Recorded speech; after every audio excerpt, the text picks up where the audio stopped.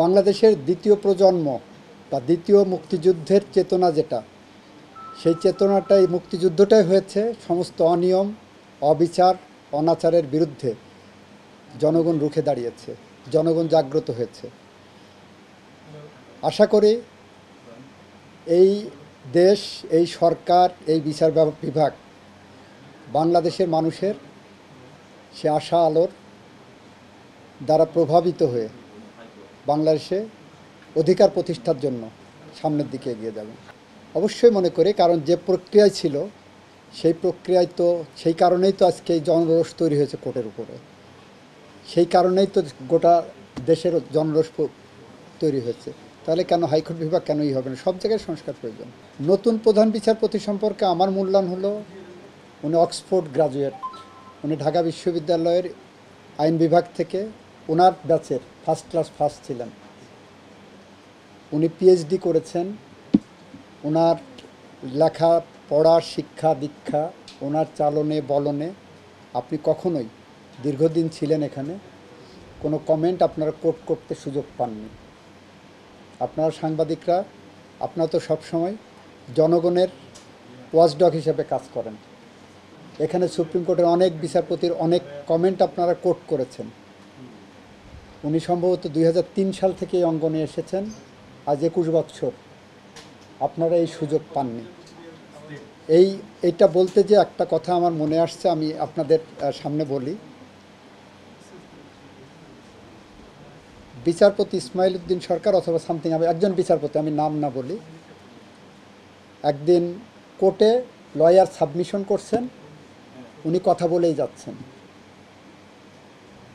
তখন প্রয়াত বিচারপতি টিএস খান সাহেব বলছেন, মাই লর্ড, এতদিন জানতাম লয়াররা বলবেন, জজ সাহেবরা চুপচাপ শুনবেন, এখন তো দেখি যুগ পাল্টে গেছে, জজ সাহেব উপর থেকে সব বলেন, আমরা এখানে দাঁড়ায় শুনতে হচ্ছে।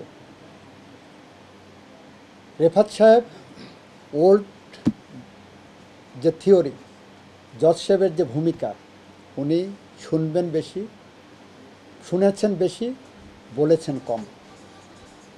And that is the criteria of a জাজ। ওনার নানা ছিলেন বাংলাদেশের অন্যতম প্রথিতযশা বিচারপতি মোহাম্মদ ইব্রাহিম। ওনার মা ছিলেন, এবং বিচারপতি মোহাম্মদ ইব্রাহিম কিন্তু ঢাকা বিশ্ববিদ্যালয়ের ভাইস চ্যান্সেলরও ছিলেন।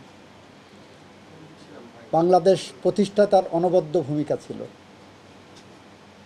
ওনার মা ছিলেন ভাষা সৈনিক, ভাষাকন্যা। 1952 ভাষা আন্দোলনে অধ্যাপক সুফিয়া আহমেদের অবদান আপনারা সবাই জানেন। উনি বিচারপতি সৈয়দ রেফাত আহমেদের মা। ওনার মা ছিলেন জাতীয় অধ্যাপক। বিচারপতি রেফাত আহমেদ সম্পর্কে আমার কাছে মন্তব্য না নেওয়ার থেকে আপনারা নিজেরা নিজে একটা গোল টেবিল বসে আপনারা আলোচনা করেন কি আছে। এই প্রসঙ্গে আরেকটা ছোট্ট গল্প বললে আপনারা বুঝবেন। আমাদের প্রখ্যাত সাংবাদিক খালেদ মহিউদ্দিন, 2000, আমি অন্য একজন বিচারপতির কথা বলছি, খালেদ মহিউদ্দিন একদিন আমাকে বলছেন, আমাদের প্রখ্যাত আইনজীবী মতিন খসরু সাহেবকে জিজ্ঞাসা করেছেন, উনি তখন আইনমন্ত্রী, 2006-07 সালের দিকে তত্ত্বাবধায়ক সরকার নিয়ে যখন সংগ্রাম হয়, বলেছিলেন, খসরু ভাই, আপনি বিচারপতি কেএম হাসান সম্পর্কে একটা নেগেটিভ মন্তব্য করেন। তো উনি বলেছিলেন, কেএম হাসান সম্পর্কে যদি আমি নেগেটিভ মন্তব্য করে আল্লাহ আমাকে ক্ষমা করবেন না। তো খালেদ মহিউদ্দিন বলেছেন, তাহলে এটা আমি লিখে দেই। তখন উনি বলেছেন, এইটা যদি আপনি লেখেন, আমার নেত্রী আমাকে ক্ষমা করবেন না। তো বিচারপতি সৈয়দ রেফাত আহমেদ সম্পর্কে এই ধরনের কথা অনেকেই বলবেন যে ওনার সম্পর্কে কোনো নেগেটিভ আমরা বলতে পারবো না। আর এটা আপনার খোলামেলা যদি থাকে লিখতে পারেন, আপনাকে বাইরের থেকে এরকম চাপ থাকবে না এখন যে আমার নেত্রী ক্ষমা করবেন, এরকম কোনো পরিস্থিতি নাই।